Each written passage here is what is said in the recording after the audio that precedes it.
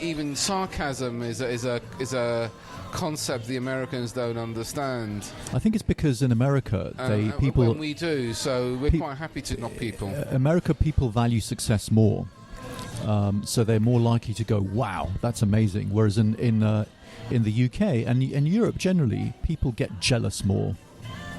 So I think that's a big reason, and therefore the media simply reflect that. They ramp up everyone's jealousy and feed off it. I'm not sure I know enough about that. It's just that it is quite. We've got very much cultural differences. I'll give you an example. One of my clients was. You jump in, mate. You jump in. One of my clients was he works for a multinational company based in the US, and they had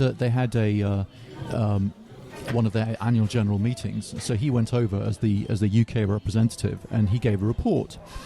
And they said, so how do you think you guys are doing? And he said, well, I think we're doing pretty well here, but this is where we could improve. Thinking that's what they wanted to hear, because that's exactly how they would play in the UK. At the end of it, his boss, his line manager, effectively took him aside and said, "I never want to hear that again." He said, "What do you mean?" He said, "I never want to hear anything bad again. You will only tell us the good stuff." Well, it's actually interesting because I think it was the last couple of weeks or so, was it this week or the week before, Ricky Gervais, I think it was for the 5th time, was doing the Golden Globes in America. Probably his best speech, wasn't it? I'm not sure. I thought I actually have seen his Golden Globe funniest bits, and he is very critical, and he'll put people down, and there's a level of sarcasm. And can it get personal? Yeah, but I don't think he does it with the intention of it being personal. I think it's just the intention of making comedy. And the people with the biggest character are the ones who can actually laugh about themselves, as opposed to people who actually take real offence. Because I mean, it can be offensive, but it's not. It doesn't matter to him to be offensive. Mm-hmm. But that is the sarcasm of the UK, and something which has already been well documented that the Americans don't really comprehend. They didn't like it that much, did they?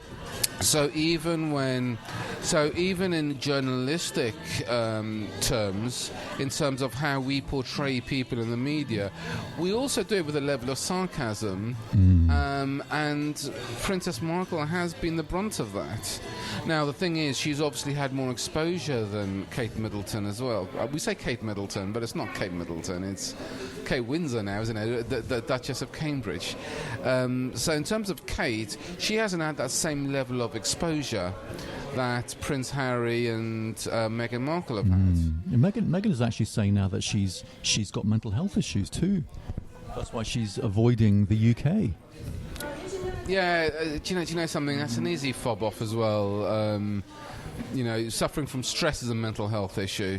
Going through a slump of depression is a mental health issue. You see, avoiding is a sign of anxiety. It's also a sign of trauma, because when people are traumatized, they avoid the cause of the original trauma. Then get out of the media. Then get out of the media limelight. Yeah, if it's causing you that much stress. But if you have, remember, we need to think very carefully and understand what she's being put under. If she's being put under a situation where she's on a roller coaster out of control and she feels terrified, she will get post-traumatic stress disorder. And one of the symptoms but you know what? Hold on is a second. Avoidance. Hold on a second. But she's still putting stuff up on Instagram that's getting her $3 million a year. Yes. Agreed. All right, so that's the price, I guess, isn't it? And the thing is, and I said this a couple of podcasts ago, just because your stature grows, whether in business or professionally or demographically or whatever, that comes with a whole new set of different problems, and she's experiencing that. So I don't think her problems are. I'm not saying any different. I mean, and it's easy to feel sorry for her, but there's people out there who are struggling to pay their bills. They're being evicted right now. There's people I think there was a thing in the BBC website this morning. I checked. I had a look quickly. There's a woman who actually, I think she's died of starvation because she was living on pennies each day. You know, to feed someone, her son. Whatever. As I said, I only glanced the title.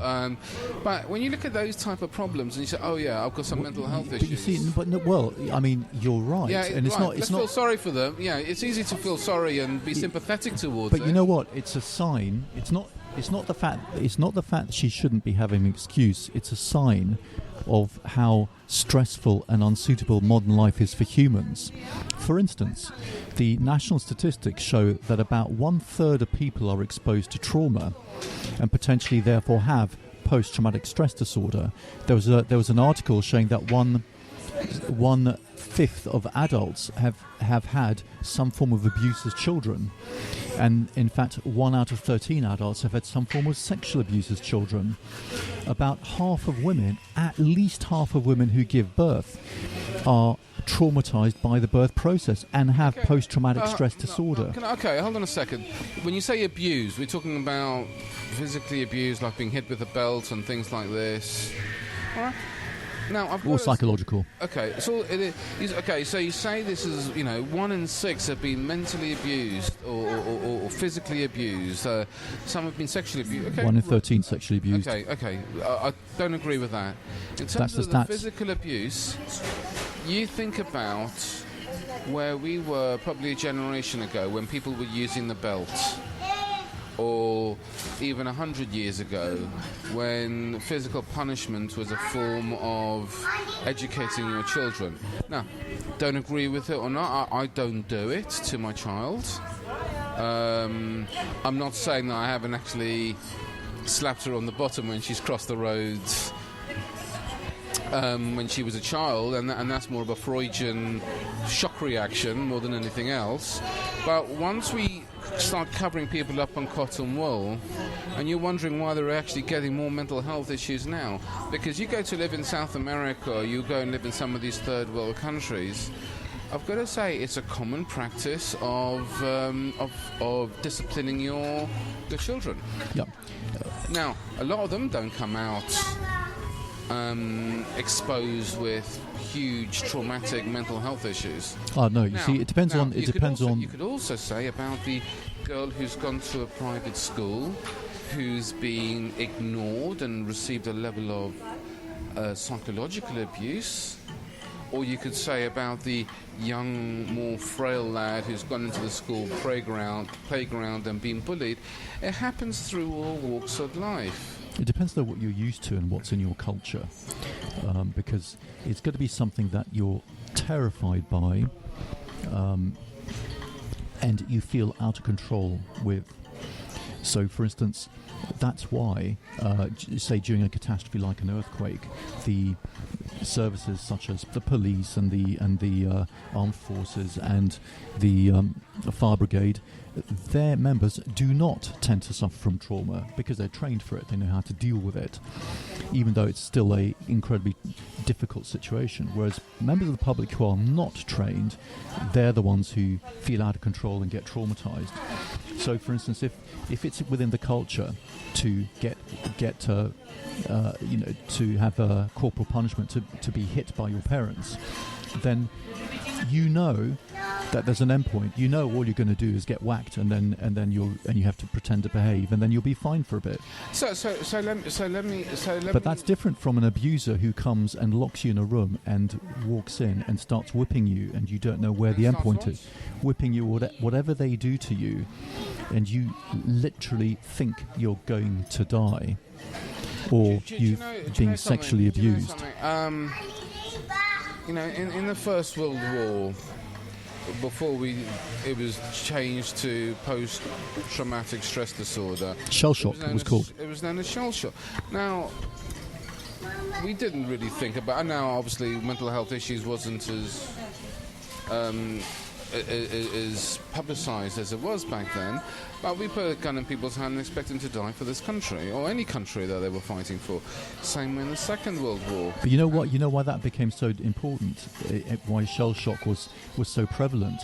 Is because at the beginning of the First World War, people thought it was going to be a walk in the park.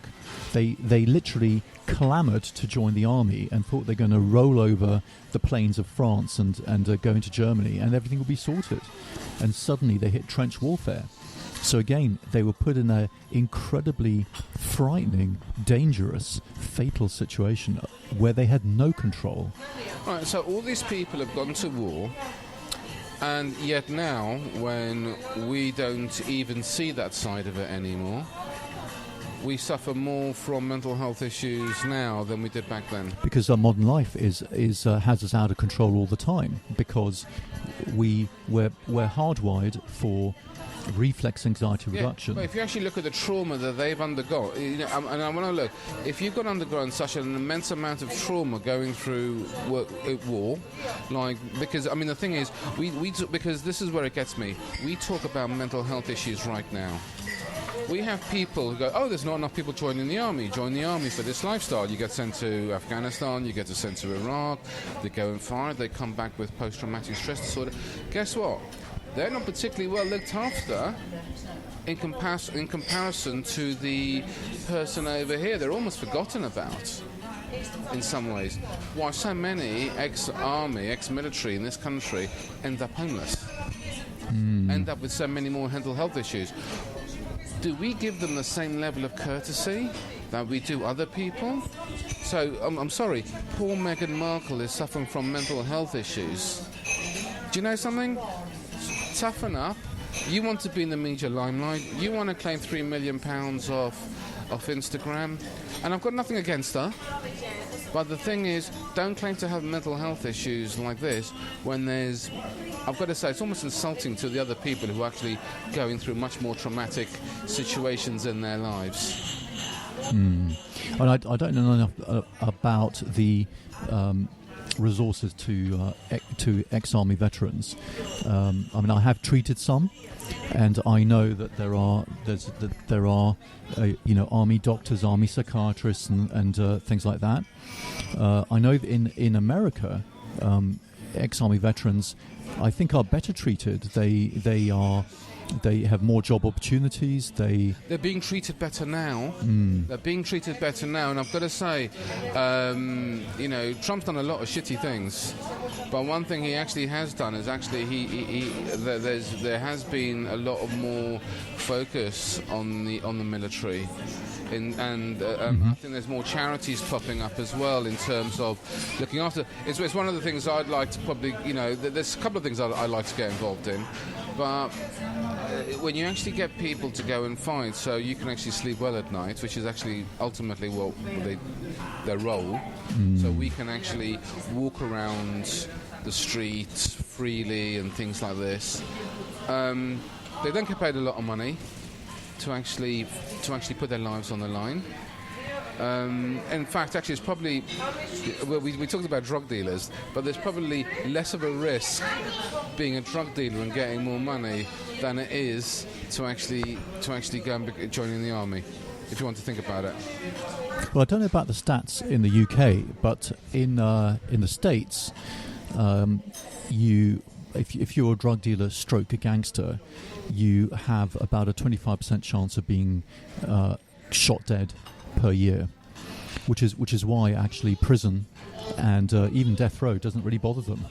For instance, on death row you have the average time on death row is enormous. You can spend years on death row. So the likelihood of actually being killed in prison is less than if you're out on the streets. Once you go on death row, apparently, you actually get a lot more perks. I mean, I know it sounds silly, but you can have your own quilt, you can have your own things like this because they know you're on death row. Let's go back to trauma. It'll be about 20 years. But anyway, we're going off topic. The thing is, you're right. In the army, especially the First World War, there is trauma, but the point is that's a specific situation. What I'm saying is that people in everyday life, our current mode of life is so unsuitable that 1/3 of people have trauma, that 1/5 of people have some form of childhood trauma, and 1 in 13 has sexual abuse trauma. Half of women who give birth have post-traumatic stress. And the key thing to understand about trauma. What is trauma? Trauma is where you are put in a very frightening situation where you feel you've got no control. And it can be an acute situation such as a mugging, an earthquake, a fire, or it can be in a chronic situation such as interminable bullying at work or school, for instance. And what happens is, because the mind does anything to avoid or reduce anxiety, you're never able to think